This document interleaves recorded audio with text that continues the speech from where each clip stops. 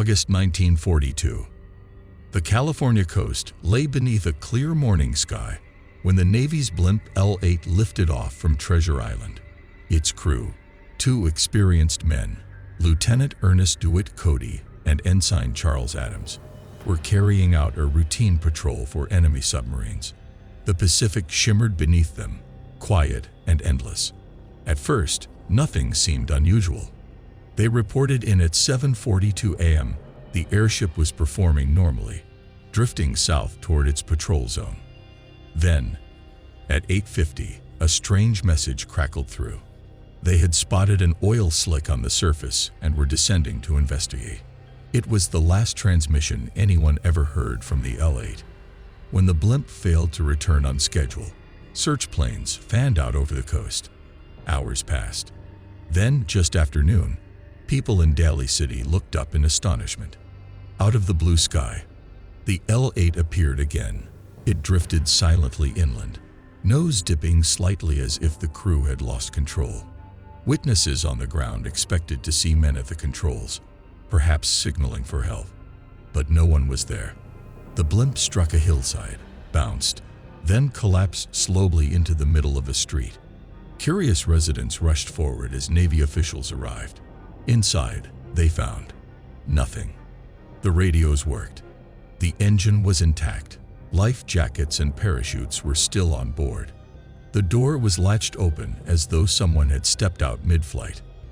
There was no blood, no signs of struggle, just the eerie absence of its two crewmen, as though they had vanished into thin air. The Navy launched an investigation, combing through every lead. Did the men fall overboard? No bodies were ever recovered, despite calm seas and relentless searches. Were they attacked?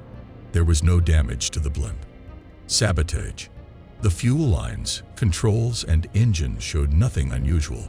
One witness in San Francisco claimed he saw figures on the blimp's gondola before it crossed the coastline. Figures that did not look like crewmen. He later recanted the story, but it fueled rumors of hijacking or stranger things still. Theories multiplied.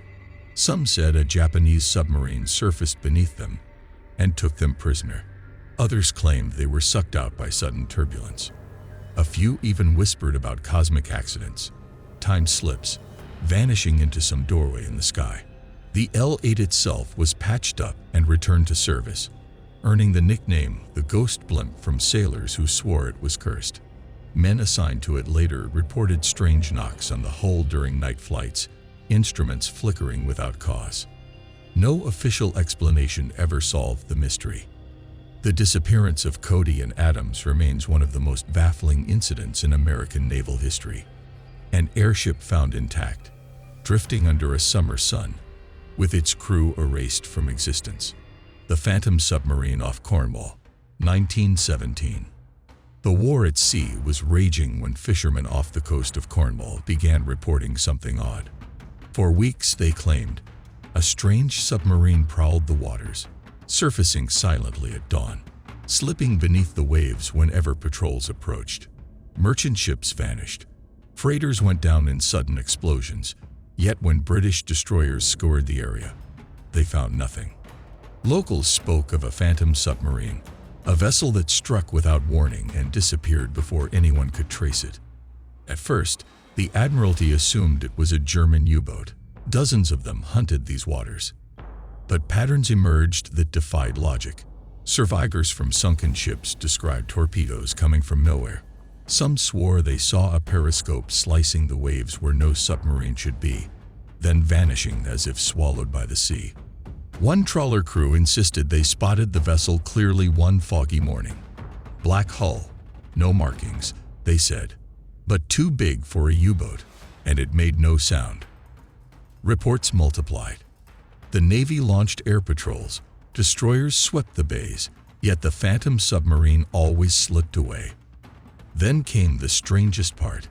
Weeks later, after the sinkings abruptly stopped, divers scoured the seabed for wreckage. They found nothing. No submarine hull, no debris, not even oil slicks. British intelligence wondered if it had been some experimental German craft, perhaps even a prototype that returned to secret bases after each attack. Yet German records after the war listed no such vessel. Every U-boat lost or active was accounted for. None matched the Cornwall sightings. Some villagers claimed the submarine was cursed, the ghost of a sunken vessel from an earlier war, condemned to haunt the waves. Others believed it belonged to no nation on Earth, that it came from somewhere else entirely, appearing only during storms or heavy fog. One fisherman swore he saw lights beneath the water one night, cold, white beams gliding silently under his boat before fading into blackness. He refused to sail again for months. In 1921, a retired officer writing in the Naval Review admitted the Admiralty never solved the mystery. "The sea," he wrote, "keeps its secrets well, and sometimes it invents new ones." Even today, the legend of the Phantom Submarine lingers in Cornwall's fishing villages, a shadow beneath the waves, appearing and vanishing with no trace left behind. The ghost-shipped SMS Möwe. Of all Germany's commerce raiders in World War I, none was more feared than the SMS Möwe, the Seagull, disguised as an innocent merchantman. The Möwe slipped through blockades, sinking dozens of Allied ships across the Atlantic. Crews cursed its name. Newspapers called it a phantom. It seemed able to appear anywhere, strike, and vanish again into the vastness of the ocean. But in early 1917, the Möwe itself disappeared. Last sighted near the Norwegian coast, it failed to return to port. Rumors flew. Some said the British had finally sunk it in secret. Others claimed it hit a mine and went down with all hands. The German Navy braced for bad news. Weeks passed. Then, without warning, the Möwe sailed into port, as if nothing had happened. Its captain offered no detailed explanation. The logs contained gaps. Sailors, when pressed, spoke only in fragments about storms, sudden changes of course, strange lights at night.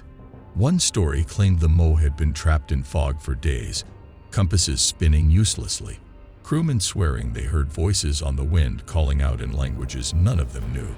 Another insisted they had stumbled upon an uncharted island where the trees grew unnaturally pale, before steering homeward in silence. The British Admiralty, baffled, noted the ship had somehow slipped through waters under heavy surveillance. No one ever proved where it had been or why it vanished so completely. After the war, a few surviving crewmen hinted at things they saw during those missing weeks, things best left unsaid. One told a journalist in 1923 before, refusing further questions. Another claimed the ship's clock stopped for 2 full days, then began ticking again on their own. The SMS Möwe returned to civilian service after the war, renamed and repainted. But sailors who crewed her swore the ship was never quite right again. Doors jammed without reason. Lanterns blew out in windless nights. A sense of being watched lingered below deck. Even today, naval historians admit the Möwe's disappearance remains unsolved. A warship that slipped from the world's maps, then came back with its secrets sealed forever.